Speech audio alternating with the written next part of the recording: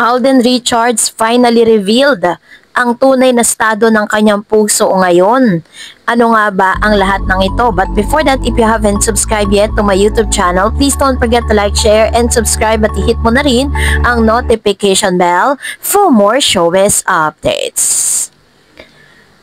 Of course, bago tayo magpatuloy sa ating updates for today's video, nais ko pong pasalamatan kayo for always watching and trusting this channel.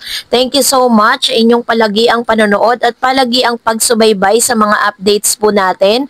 Maraming salamat po. Panoorin po muna natin ang ilan sa mga video clips na ito kung saan dito po binuksan ni Mr. Alden Richards ang kanyang puso. Let's watch. Parang ngayon ko lang sasabihin to in public. Doesn't matter. It's actually quite the reality. Sometimes not sometimes, most of the time sa buhay ko when it comes to love, if I look for it and yung hindi siya swabe na pinipilit ko siya, sometimes hindi yun yung nangyayari. Sometimes hindi siya nagkakaroon ng fusion. So one thing I've learned from experience is on and off cam with love is you just sit back and wait for it. That's true. Sit back and wait for it. Sasabihin ng iba, ay hindi, dapat hanapin mo. Kasi paano dadating? Ganyan. It will look for you. It will look for you guys, trust me. I know and I respect that our culture here in the Philippines is centralized with love teams and love. And everyone is so interested to know someone else's love life. Yeah. But I'm not hiding anything. You're single? I am. Okay. Very. Tahasang inamin ni Mr. Alden Richards na nandun pa rin po siya sa punto ng kanyang buhay na hindi niya minamadali yung pagkakaroon ng love life. Katulad po ng sinabi niya noon na dumating na siya sa punto ng buhay niya na parang pinipilit niya na magkaroon talaga ng love life dahil parang marami pong mga friends and relatives niya na nagtatanong dahil nandun na siya sa marrying age halos lahat ng mga kabatch niya talagang nakapag-asawa na, nagkaanak na, pero siya still hanggang sa ngayon pinagsisigawan niya pa rin sa publiko he is still single, na tila baga meron talaga siyang inaantay na tamang tao para sa kanya. So ito po ay taliwas dun po sa mga lumalabas na balita na taken na nga si Alden Richards sa isang entrepreneur kung saan umattend raw ito sa fun run na organized ni Mr. Alden Richards. So yun yung kumalat noon na parang si Alden po ay nakikipagbabutihan na.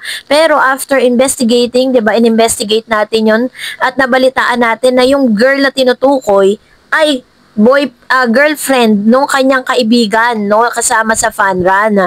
So dahil doon medyo na na-abolish yung chismis na yon at hindi ma-detect kung sino ba talaga yung babae na tinutukoy. Pero this time finally ay inopen ni Mr. Alden Richards that he was really single, very single, sabi niya ganon.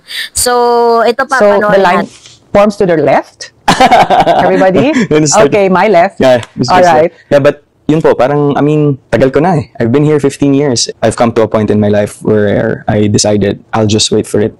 Doesn't matter if someone else say, ang tanda ko na, and at this age, you should be having your own family. But ako, hindi ako nakukulong sa concept that happiness, your happiness is determined by the love of your life, which is your wife. I'm enclosed with the concept of my happiness revolves around life itself. I just want life to surprise me more. Yeah. That's what keeps me going. So.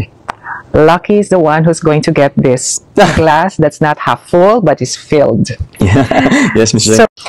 Sa mga revelation nga ni Mr. Alden Richards, marami ang nagulat sa lahat ng kanyang mga statement na hanggang sa ngayon nandin pa rin siya sa era kung saan hinihintay niya pa rin na dumating sa yung tamang tao para sa kanya. Kasi parang yun yung kanyang kanyang motto na parang hindi yung sinasabi ng ilan na ang makakapagbibigay ng kasiyahan sa kanya. 'Di ba? Parang hindi rin umiikot sa mundo niya. Kaya talagang hanggang sa ngayon single pa rin siya.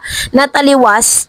So, ibig sabihin, totoo yung sinasabi ni Mr. OG Diaz sa kanyang channel. Panoorin natin ito. Exactly. In love daw si Alden ngayon. Meron daw jowa. Totoo ba yun na isang entrepreneur? Well, yung tungkol doon na taken na si Alden, isang entrepreneur daw ito na nakasama sa fun run for the benefit of the Mobile Fund. Ang sabi sa akin, sinabi raw ni Alden na, sabi ng aking source, hindi pa raw. Nandun pa raw sa getting to know each other stage pa lang. Yun pa lang daw. Pero andun nga yung girl sa fun run? Baka nandoon. pinabulaanan ni Mr. Ogie Diaz sa kanyang channel noon na napapabalitang may shota na daw or taken na si Alden Richards. Sinasabing nasa stage pa sila ng getting to know each other. Pero sa mga revelation naman ni Mr. Alden Richards sa ngayon, dahil recently lang po yung mga interview niya, is talagang masasabi mong single pa rin. I think may someone or somebody na hinihintay si Alden Richards na alam niyang yun yung sagot sa panalangin niya, na sana yun na nga, 'di ba? Kung ano man yung gusto niya talaga or kung sino man yung gusto niya at napupusuan niya, yung tamang tao para sa kanya na hindi niya kailangan madaliin, no? So yun po yung dapat nating abangan at kapanapanabik sa storya nitong si Alden Richards, na talaga namang very interesting yung kanyang mga interviews eh. Kapag in-interview talaga siya, hindi pa pwedeng wala kang something na makukuha out of it. So dahil dyan, narito naman ang ilan sa mga comments and reaction po ninyo sa lahat po ng mga komento po ninyo dun po sa ating comment section patungkol dun sa ating latest updates kay Catherine Bernardo. So magbasa tayo. Unahin po natin ang komento mula kay Miss Alicia Calisin, kasi mga bashers di nila matanggap na magaling na judge si Kat. Di nila rin matanggap na mas matalino si Kat sa kanilang iniidolo, kung sino man yon, at higit sa lahat napakasikat, which is true. 'Di ba? Marami po kasing mga talagang mga bashers sa nagsasabi na hindi raw deserving si Miss Catherine. Ang sabi ni Esel Con, mas may chemistry ang Catrid kesa sa Kat Queen. Ken. Kaya looking forward din ako sa project ng Catrid. Ayan, let's give them a chance, 'di ba? Tingnan natin kung ano po yung kalalabasan. Pero ang sa tingin ko po kasi serye 'yun, hindi po siya movie.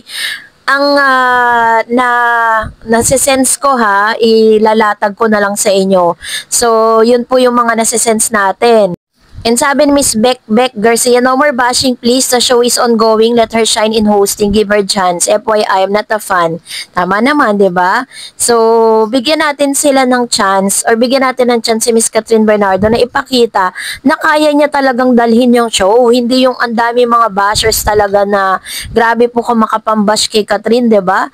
And tulad na sinabi ni Ma'am Calisin, hindi nila kayang matanggap na kung gaano kasikat at super duper mega in demand among other actresses, which is very true kasi isa siya sa pinaka most trusted actress dito po sa Pilipinas, sa pinagkakatiwalaan ng mas malalaking brand. Another, sabi po ni Flower Soon, hay nako, ang mga bashers ni Kat, inggit lang yan kay Kat dahil ang sikat na niya. Wala nang makatutumbas kay Kat sa talino at galing umarte. Inggit lang, hindi marunong tumingin kung gaano kasikat sa ngayon si Kat. Hoy mga bashers ni Kat, mag-artista din kayo katulad ni Kat kung sumikat ba kayo. Ayan, so ito yung kanyang comments with regards to this. Nakakainis lang kasi kung pag tinignan mo yung mga bashers, nakala mo may narating na nila yung narating ni Miss Catherine. Yun ang nakakainis dun eh. But anyways, so salamat po sa inyong mga komento, and that's it for today. For more videos and updates, please don't forget to like and subscribe, and please don't forget to follow my Facebook page, Dar Eds TV. God bless everyone!